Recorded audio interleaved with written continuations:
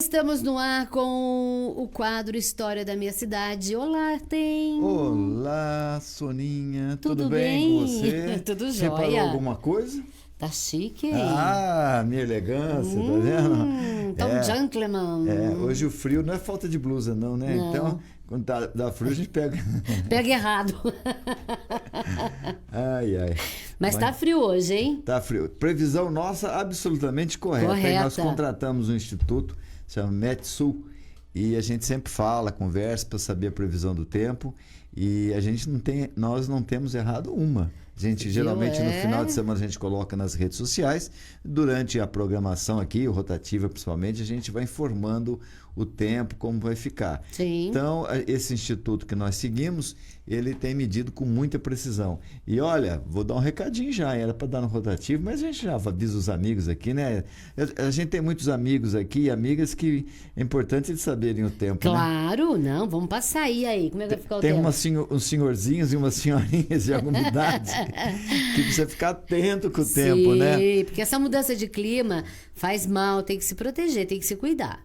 Não só para os senhorzinhos e para as senhorzinhas. Crianças faz pra todo também, mundo. né? Até pet, né? Até animais. Animais, principalmente eles. Olha, para quem gosta, um prato cheio. Para quem não gosta, a notícia é ruim. Vai esfriar, viu, Sônia?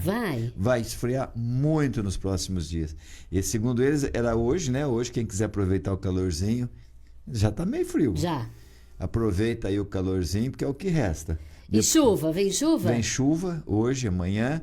E amanhã sai um pouquinho de sol, mas cai para 7 graus a temperatura de São João. Fica 7 graus no final de semana quase todo. Delícia, Né? adoro. A semana que vem continua frio, vai ter que acostumar. Você vai enjoar. Você vai enjoar. Aqui vai variar de 7 a 9 graus. Lá em Poços de Caldas, 7 graus. A temperatura. Semana quase que toda, vai até o final da semana que vem. Né? É gostoso para um chocolatinho quente, um chazinho. Pode trazer aqui. Uma meinha no pé, uma touquinha. Aliás, não traz não, porque estamos comendo demais. Né? Exatamente. A gente precisa maneirar. Ainda mais agora no inverno, né? Sim. A nossa cozinheira faz, assim, pratos deliciosos aqui. Nossa, maravilhoso. O café, então, que é servido maravilhoso. aqui.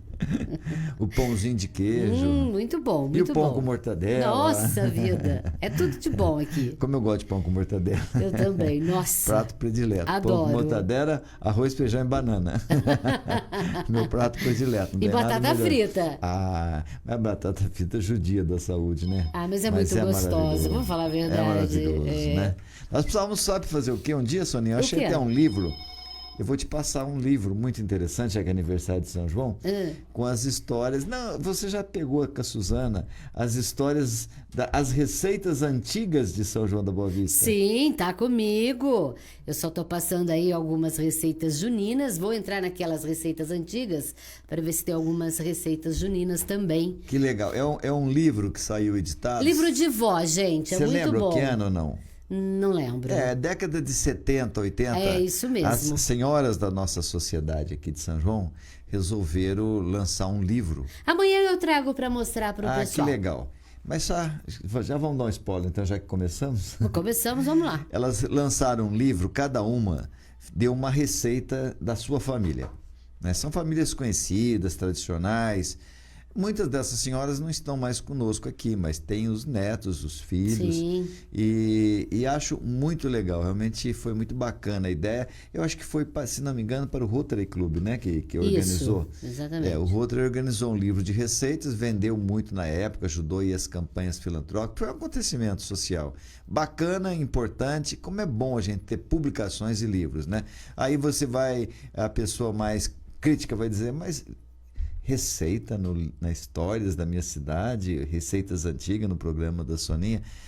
Olha, a gastronomia, né? A culinária, isso cabe em qualquer lugar. Já vi livros e livros e livros contando história de povos a partir daquilo que eles consumiam, daquilo que eles comiam.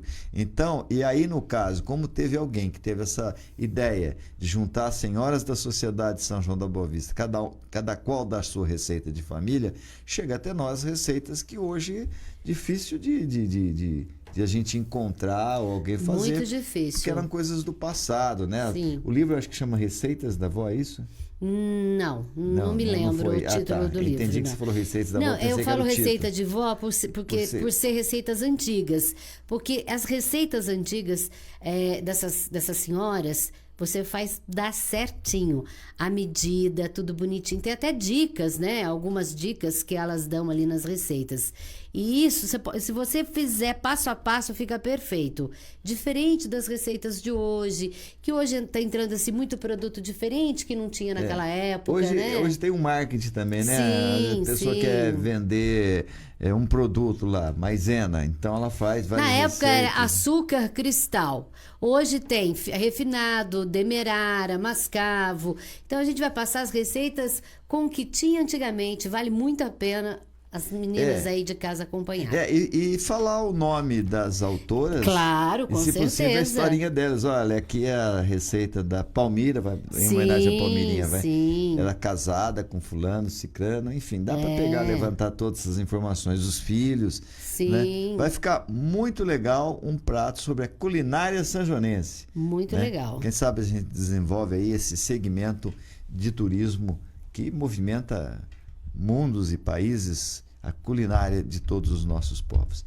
Soninha, ontem nós começamos a colocar e queremos finalizar. Como eu disse, nós estamos aqui muito em caráter experimental ainda, a nossa programação. Nós vamos inserir aqui imagens, reportagens, durante toda a programação da Piratininga. O que o ouvinte da 970 AM só vai poder ouvir, mas aquele que nos acompanha pelas redes sociais, também pela Connect TV, vai ter a oportunidade de ver as imagens, de ver as pessoas que estão falando. É óbvio que criamos uma linguagem híbrida aí, tanto para a AM970, como também para o online, né? E para a Connect TV. Estamos nos adaptando, estamos tentando fazer uma nova fórmula aí de comunicação. Tá dando certo, né, Soninha? Tá dando certo, O pessoal tem participado, os amigos têm prestigiado. Sim. Ontem nós estamos aqui com uma publicação no Rede Piratininga que estava dando, eu acho que já estava dando 14 mil visualizações. Eu vou até confirmar aqui para não falar mentira para o pessoal, mas tá impressionante assim como o pessoal tem colaborado. Olha, essa aqui do assalto lá na Saldanha Marinho deu 133 compartilhamentos até o momento. É muita gente. Olha, muita pessoal gente. que não tem noção, isso é muita gente. Vamos ver se eu consigo pegar um insight. Não vou conseguir por aqui. Depois eu passo para ver quantas pessoas já foram alcançadas. Então é isso que nós estamos fazendo, né? Criar aí um mecanismo de imagens, informações, para ficar a comunicação completa. Por isso que nós passamos a nos denominar de Rede Piratininga. É uma rede que nós estamos montando com Facebook, com Instagram, com o YouTube, né? São vários meios de comunicação. Com a TV, Connect TV, que está transmitindo aí também esse nosso programa, e também pelas redes sociais da Rádio Piratininga. Somos uma rede e vai ter novidades por aí que eu não quero adiantar, mas tem mais coisa. Quem acha que parou, não paramos não. Estamos apenas começando. Não para.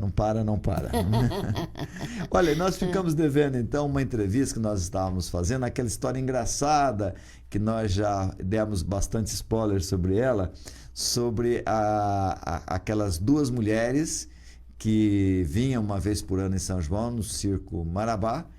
Aqui, um circo que vinha sempre uma vez por ano aqui em São João, ficava perto da sua casa ali, o Circo Marabá. E aí o que acontece? Como nós já explicamos, elas desafiavam os homens, e elas eram assim, parece que prima, sobrinha do Éder Joffre, um famoso boxeador da época, e elas vinham e desafiavam os homens. Elas vinham aqui no microfone da Piratininga várias vezes e falavam: se tiver homem bom de briga, vai lá brigar comigo, eu vou lhe dar uma surra, tal. E os homens iam e apanhavam mesmo. Eles ofereciam até prêmios para quem conseguisse vencer aí a briga. Ninguém, esse desafio. Ninguém conseguiu. Ficou anos ela batendo nos coitados dos homens de São João. Apanhar que nem até titio. Até que ela caiu do cavalo, porque ela fez o desafio pro Zezão, lá do DR, famoso Zezão, já nos deixou, casado com a Dona Dirce, que era do postinho de saúde também, já nos deixaram os dois.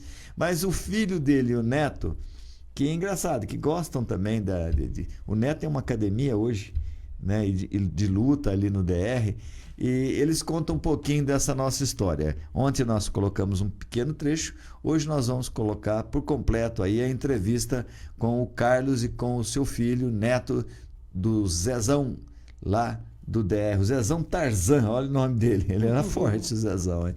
O apelido dele, Zezão Tarzan. Vamos conferir. Bom, nós contamos esses dias a história do Zezão do DR, né, que foi casado com a Dona Dirce, Zezão do DR, porque ele trabalhou no DR muitos anos. Dona Dirce, muito conhecida da cidade, trabalhava na saúde aqui de São João. Agora eu estou com o filho, o Carlos, e com o neto do Zezão. E o Zezão, nós contamos a história dele, ele era extremamente forte, né? Ah, era. Inclusive ele desbancou uma mulher aí que desafiava todos os homens de São João, né? Era sobrinha do Éder Joffre. Sobrinho do Éder Joffre. Foi um episódio que aconteceu no Circo Marabá. O circo era ali no bairro Marabá, num campo do Marabá que tinha aqui na Bernardino de Campos. Sei. Sobe a Carlos Gomes, virou pra lá, do lado ali tinha que eles montavam o circo. Todo circo que aqui na cidade montava ali, né? Tá certo. Essa mulher chegava aqui, Carlos, e era a atração do circo, porque elas eram lutadoras. Nossa, o circo esgotou, só a gente empurrava assim que não cabia mais gente no circo. Acho que a cidade inteira foi assim assistir naquela época, né? Eram duas, né? Não era uma só. As duas, que é a Olga Zumbano e a Broto Cubano, que era essa dupla aí que... A atração é que ela desafiava os homens da cidade e batia nos homens. Ah, não dá outra, né? Vou te contar. Elas eram fogo, viu? Isso foi lá pelo ano de 61? 61, foi 61. Meado. 661, foi isso aí, nesse período. Tá certo. Até que ela fez a besteira de ir pela Rádio Piratininga, ficou sabendo que havia um Zezão do DR que era muito forte, desafiou o Zezão também. Daí meu pai não aguentou, falou, não, vamos lá, né? Aí ele se preparou, comprou um short. Conta essa história pra mim. Ele comprou um short lá com o Souilo, que foi professor de educação física, deu aula no ginásio. E foi pro circo. Conheceu ele. Sim. E daí foi, à noite, ele foi lá pro circo. Daí ele saiu daqui de casa, levou água, num garrafão de vinho, para tomar, que não ia tomar água de lugar nenhum, só que fosse de casa mesmo, né? Já era liso e desconfiado. E chegou lá, para surpresa de todo mundo, deu uma surra na sobrinha do Éder Joffre. No segundo dia lá, já acabou o circo, fechou, desceu as lonas e ó, circulando de São João. Ainda ganhou o prêmio lá do circo. Aí ganhou. E a gente percebe que a família toda tem essa tradição aí de se dedicar. Seriam artes marciais, poderia dizer? Sim, seria luta, né? Eu costumo dizer para o pessoal, é a criação, né? Eu, ao invés de ser criado assistindo futebol, como todo mundo, não ligo muito para futebol. Eu assistia com meu pai as lutas do Mike Tyson, do Royce Gracie, na época do UFC, alugava aqueles VHS, o Marcos Ruas, né? Então, crescemos incentivados. Escutava as histórias do meu avô, né? Que isso aí foi um episódio, né? Mas meu avô era boxeador, entendeu? Lutou, chegou a lutar amador, né? Dava aula de boxe, chegou a montar uma turma aqui em São João, uma turma com o pessoal daqui, né? Então a gente cresceu ouvindo isso, né? Sempre fomos incentivados a luta, né? A gostar, né? Do esporte. E jamais imaginaria que seria minha profissão, né? Comecei a treinar, a princípio capoeira, aí depois veio as lutas, kickbox, muay thai, o jiu-jitsu. Me formei faixa preta em 4 modalidades diferentes. Eu não sei, aqui pelo menos na região eu desconheço alguém que tenha, seja faixa preta em 4 modalidades e reconhecido pelas confederações brasileiras mais competentes dos órgãos, entendeu? E acabou que virando minha profissão. Já lutei MMA, já lutei kickbox, jiu-jitsu, tudo competição. Tem alguns títulos aí, né? E a academia também, os alunos estão seguindo, estão competindo, estão ganhando. Onde é a sua academia? No DR, na rua Henrique Cabral de Vasconcelos, 1628.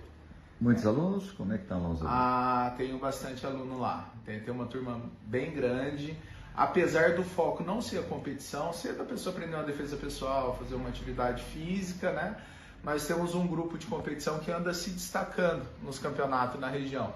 Inclusive agora, dia 22, se eu não me engano, eu vou levar 4 alunos para lutar a Copa Paulista de Muay Thai, em Bragança Paulista. Vão estar indo competir lá. Então, chegou a conviver com seu avô? Cheguei. Ele faleceu, eu tinha uns 10 anos de idade. Até a ideia dele na chácara que ele tinha era montar um ringue lá para ensinar os netos, né, a lutar. Mas eu não tive esse prazer de aprender com meu avô, né, mas as histórias, as coisas se incentivaram bastante. Muitas histórias? Nossa Senhora, bastante. E o legal é assim, quando eu cruzo o pessoal da idade dele, porque ele morreu jovem, né? Todo mundo fala dele, fala das lutas, das coisas. Então, uma coisa é você falar de si próprio, outra coisa é quando outras pessoas falam, né? E o homem era durão mesmo, casca grossa.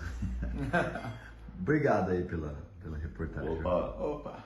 Espero que a gente ajude a preservar a memória do meu querido amigo Zezão. Tá ok, muito obrigado.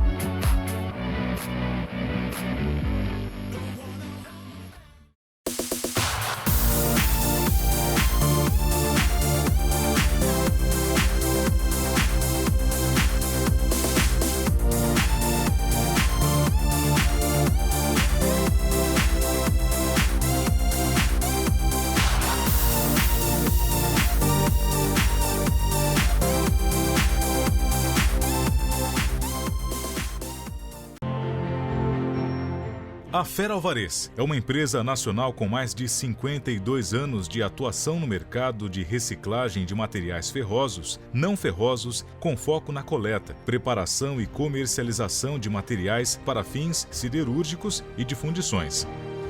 Contamos com uma frota própria de caminhões personalizados, equipados com sistemas de carga e descarga, entre outros, para atender os diversos tipos de demanda. Possuímos bases de coletas e entregas por regiões estratégicas e, assim, atender à atual necessidade do mercado nas regiões Sudeste, Sul e Centro-Oeste. Aliados a isso, uma equipe operacional, administrativa e comercial capacitada e experiente para atender toda a necessidade de fornecedores e clientes da Fera Alvarez Divisão Sucata. Fator que oferece mais segurança e tranquilidade para todos os nossos parceiros. Fera Alvarez, soluções em aço.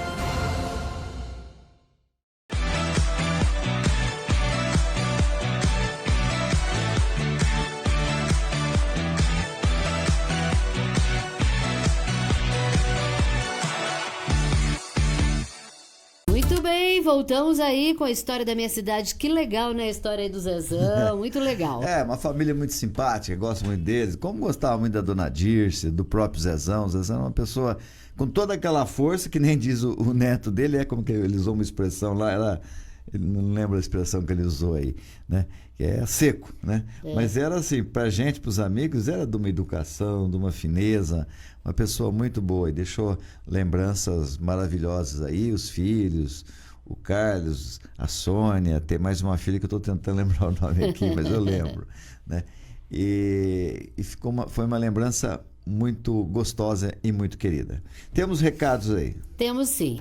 Quem nos acompanha é a Denise Helena, bom dia. A Cláudia Cunha, bom dia. E temos aqui o Beto dos Santos também, bom dia.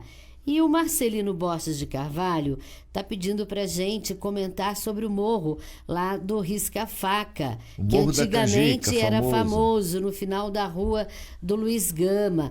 Então, mas nós já fizemos, né? Fizemos, eu já acho que nós fizemos assim, contamos uns 3 programas ali da região, porque tinha o Risca-Faca, o Morro da Canjica. Sim. Eu lembro também que nós contamos a história do Instituto de Educação Coronel Cristiano Osório de Oliveira, saudoso Instituto de Educação, como nós conhecíamos na época. Voltamos a falar ali da região, porque foi uma região importante, teve prostíbulos, era a barra pesada da cidade. Mas não dá para repetir, é que muita gente está chegando novos. Só de ontem para hoje nós conseguimos 150 novos seguidores na página do Rede Piratininga. Maravilha. E muitos não acompanham, mas eu tenho uma solução, é Marcelino, né? Marcelino. Tem uma solução, Marcelino, nós estamos no YouTube também.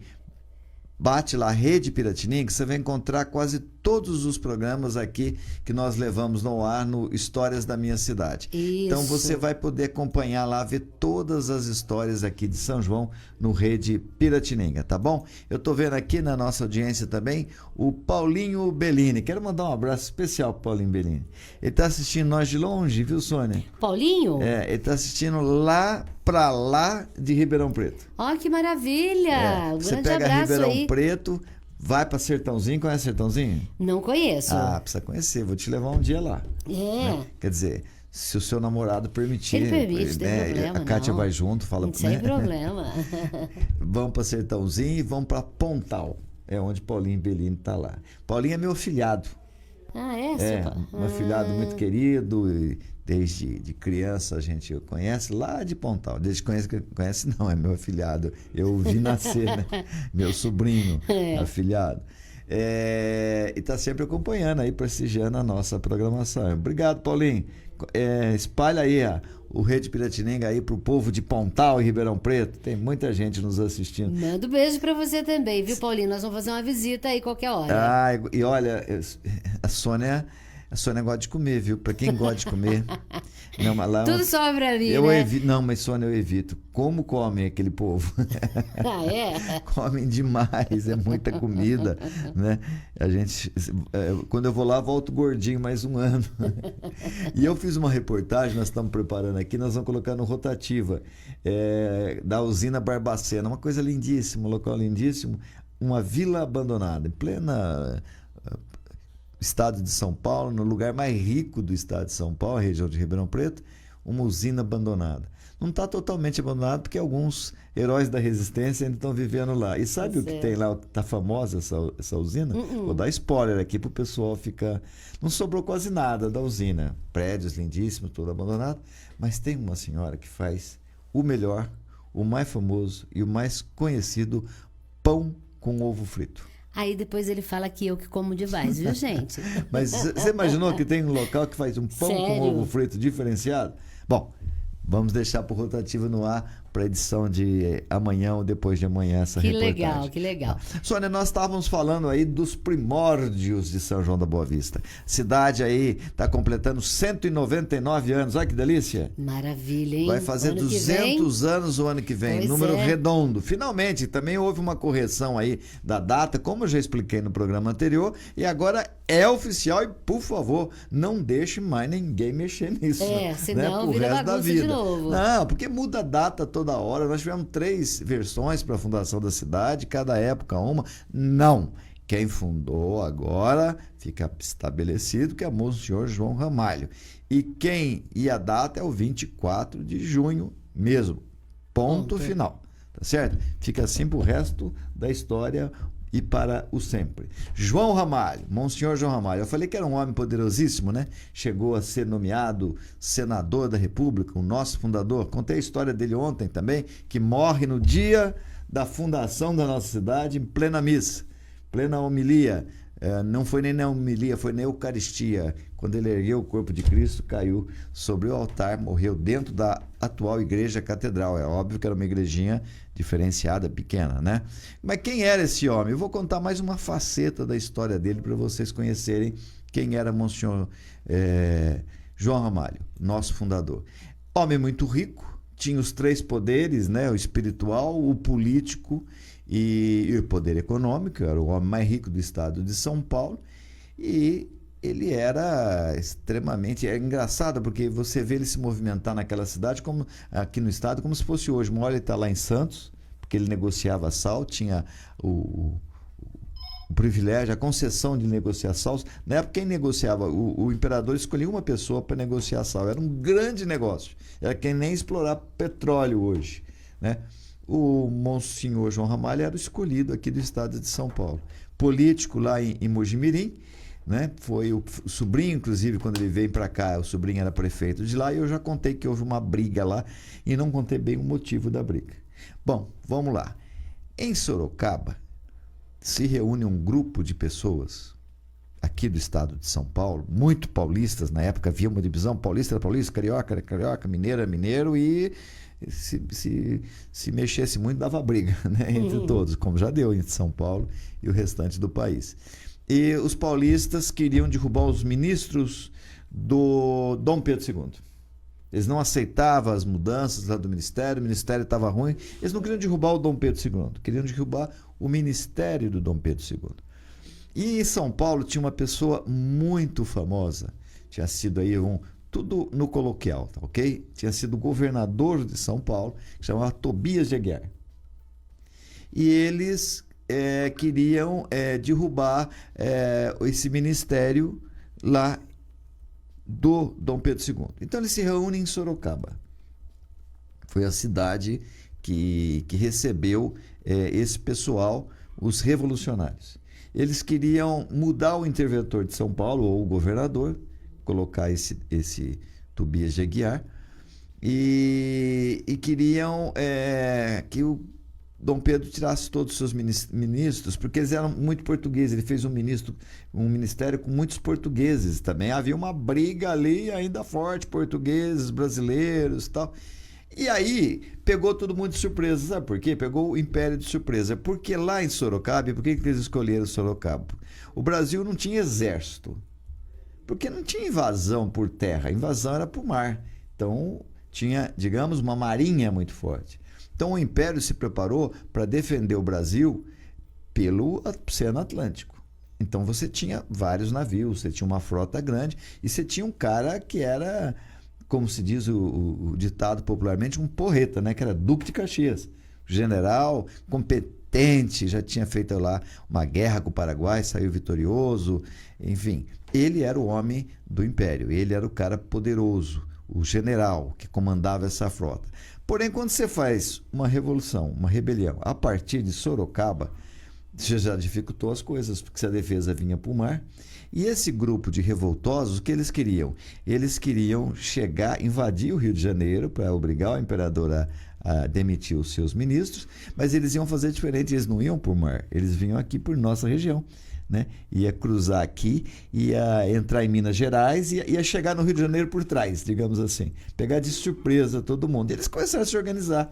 E eles queriam que aqui ficasse o Tobias, que depois eu vou contar essa história para vocês também aqui, dele e da grande paixão da vida dele, que ninguém sabe ainda dessa história, né? E da grande paixão dessa mulher dele. Sabe quem era ela? Hoje não dá para adiantar muito, mas é uma história maravilhosa. Marquesa de Santos. A Marquesa de Santos não foi só amante do Dom Pedro I, foi também uma grande amante desse governador de São Paulo. Mas é uma história muito legal, porque no começo eles se odiavam, depois se amaram, tá certo? Mas resumindo, João Ramalho, o Império ficou numa situação difícil. Percebeu que eles podiam entrar pelo interior e invadir o Rio de Janeiro, derrubar os ministros. O imperador não queria, obviamente, isso. Chama Duque de Caxias, mas não dá tempo, tem que armar, montar os navios até chegar aqui, e eles se organizaram. Então, quem o imperador pede ajuda?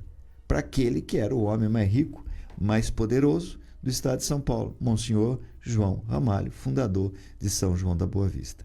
E o que ele faz para ajudar o amigo dele, o imperador Dom Pedro II? Ele monta um exército, Soninha, com voluntários, com escravos, e aonde ele busca, aonde a maioria desses soldados ou escravos, voluntários ou não, numa região chamada São João da Boa Vista.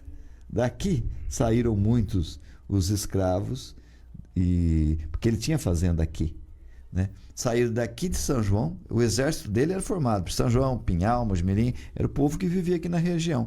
E ele vai em direção a Sorocaba. E olha, esse padre era arretado mesmo, né?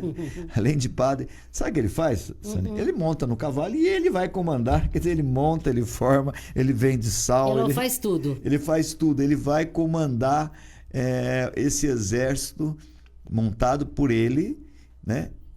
Às custas dele, gastou uma fortuna na época, fica caro, para combater os revoltosos lá de Sorocaba. E o que acontece? Sabe o que acontece? Pois vai ficar sem saber, porque nosso horário já esgotou e essa história nós continuamos amanhã. Uma história maravilhosa, hein? Vocês vão ver o que esse Monsenhor João Ramalho vai aprontar lá em Sorocaba. E já, eu acho que os nossos ouvintes e telespectadores da Connect TV e da rede social da Piratininga já entenderam que, como ele fez esse favor para Dom Pedro retribuiu nomeando-o senador para tomar posse no dia 1º de janeiro. E assim teria acontecido se ele não morre no dia 24 de junho. Muito tá certo? Bem. Então amanhã a gente conta aí a façanha desse nosso fundador, o homem mais arretado que já passou por São João da Boa Vista, ok? Um grande abraço, Soninha. Abraço, Artem. Um abraço para os nossos amigos e amigas da Rede Piratininga, da Connect TV. A gente volta amanhã com mais histórias da minha cidade. Fiquem todos com Deus, hoje, amanhã e sempre. Bom dia, tchau, tchau.